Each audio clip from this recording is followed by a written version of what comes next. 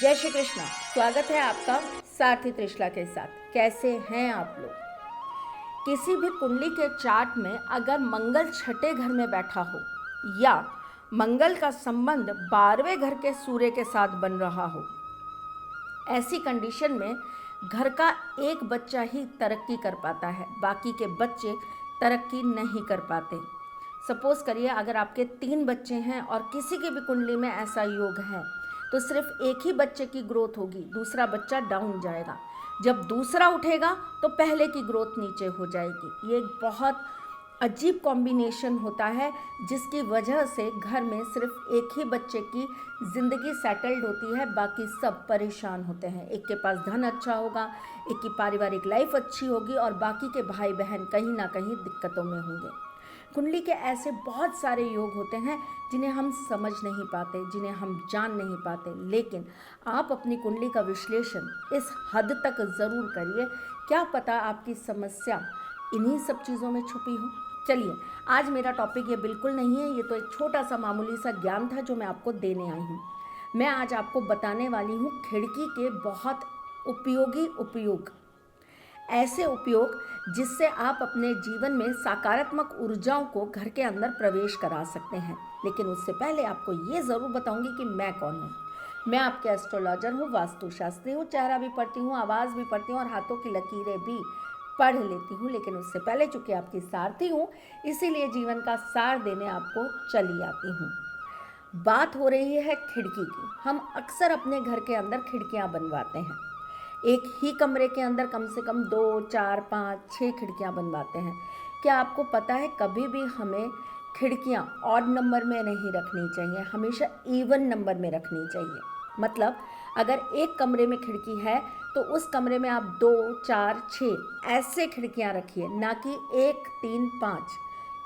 समझ में आ गया? Very good. खिड़की कभी भी एक पाले की नहीं होनी चाहिए, उसका एक गेट नहीं होना चाहिए कि हमने बस खोला और पूरी खिड़की खुल गई। नहीं, खिड़की के हमेशा 2 पाले होने चाहिए और दोनों तरफ खुलते हुए होने चाहिए। लेकिन क्वेश्चन ये आता है मेरी जान कि किस तरफ खुले, तो वो पाले हमेशा खिड़की के अंदर की तरफ खुलने चाहिए।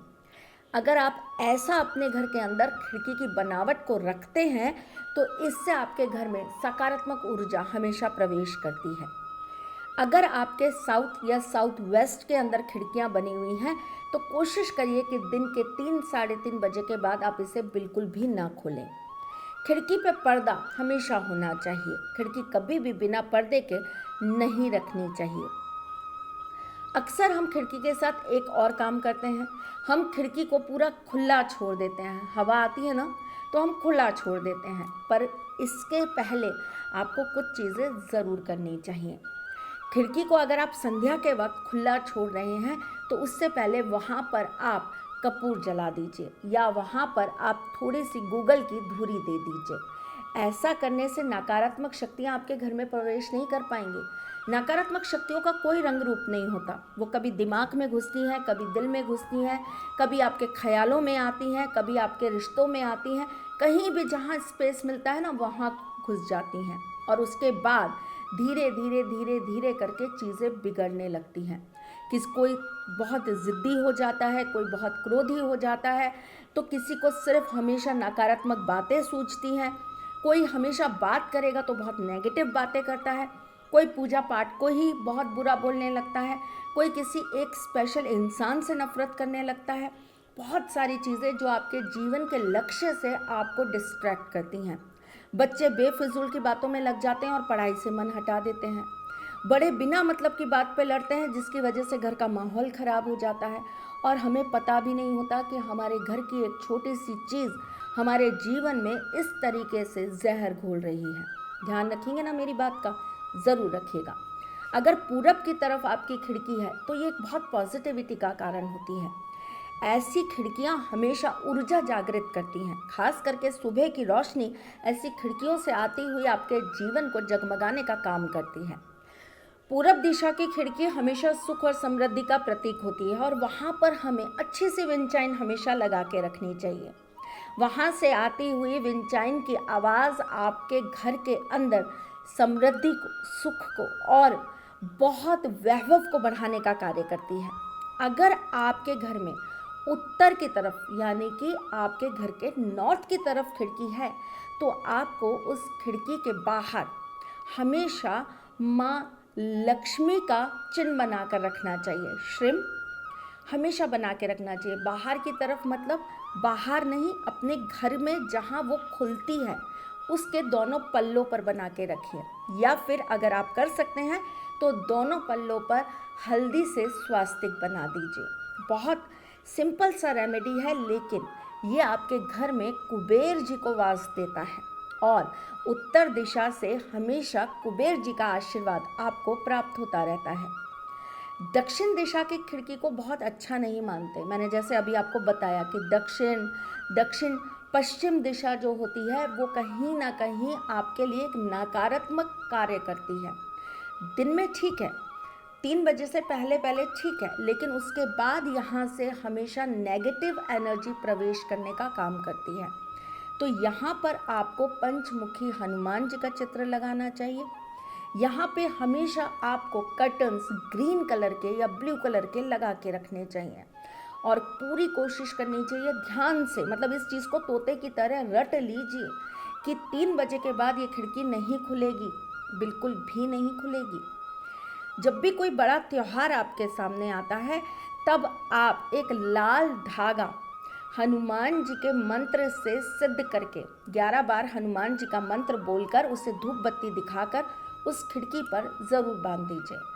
करके देखिए, बहुत सरल उपाय है लेकिन आपको बहुत प्रोटेक्ट करेगा। अगर जगह है ना तो साउथ की खिड़की के ऊपर आपको एक लाल बल्ब भी लगा देना चाहिए। यह आपकी कुंडली में बैठे हुए मंगल को भी बहुत अच्छा करता है साहब, और साथ ही साथ में आपको कहीं ना कहीं भूमि संबंधी जो दिक्कतें हैं उनसे निवारण कराता है। कभी भी खिड़की के जो पल्ले होते हैं ना वो टूटे फूटे नहीं होने चाहिए, उन्हें आप रिपेयर करा के रखिए। पेंट उतर रहा है तो तुरंत पेंट लगा दीजिए। आपको उन्हें हमेशा अच्छा और साफ सुथरा बना कर रखना चाहिए। अगर आप ऐसा करते हैं तो आपके घर में यहाँ से एक सकारात्मक ऊर्जा जागृत होती है जो आपकी ज़िंदगी की बहुत सारी परेशानियों को हल कर देती है। चलिए, आज हमने आपसे बहुत सारी बातें करी और आपको बहुत कुछ बताया। कैसा लगता है आपको जब मैं आपको ये सारी बातें बताती हूँ, मुझे कमेंट बॉक्स में ज़रूर बताइएगा। इससे फ़ायदा हो तब भी हमें ज़रूर बताइएगा, हम इंतज़ार करेंगे। और ऐसी अच्छी टिप्स और ऐसी अच्छी वीडियोस हमारे साथ साथी परिवार से जुड़कर ज़रूर देखते रहा करिए। मैं फिर आती हूँ कुछ नया, कुछ अलग, कुछ अद्भुत लेकर। तब तक के लिए मुस्कुराते रहिएगा, रिश्तों में मजबूती बना के रखिएगा, अपने साथी के साथ में जुड़े रहिएगा, प्यार देते रहिएगा, प्यार लेते रहिएगा, ख्याल रखिएगा अपना और उनका जिनसे आप प्यार करते हैं। मैं फिर आपसे मिलने आऊँगी, तब तक के लिए जय श्री कृष्ण। सारथी माँ त्रिशला ज्योतिष के क्षेत्र में विश्व विख्यात नाम है।